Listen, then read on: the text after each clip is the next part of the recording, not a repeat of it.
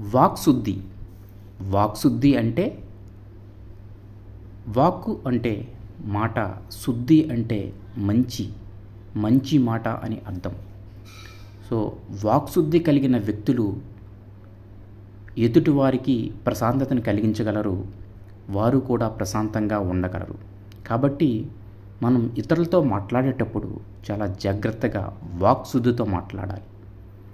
ఈ వాక్శుద్ధి లేకపోవడం వల్లనే చాలా సమస్యలకు కారణం అవుతుంది. దానివల్లనే మనం ప్రశాంతంగా ఉండలేకపోతున్నాం, అవతల వారిని ప్రశాంతంగా ఉంచలేకపోతున్నాం. మన వాక్కు ఎంత బలమైంది అంటే మనం దేనినైనా సాధించాలి అన్నా, ఎంత స్థాయికి ఎదగాలి అన్నా మన వాక్శుద్ధే కారణం. ప్రతిదానికి మన వాక్కు మంచిదైనప్పుడు మనం సత్ఫలితాన్ని చూడగలం.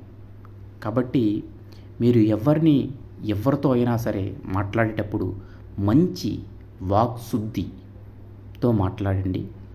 అంటే వాక్శుద్ధిలోనే మంచి మాట అనే అర్థం ఉంది. కాబట్టి వాక్శుద్ధి అనేది మనందరం కూడా అర్థం చేసుకోవాలి.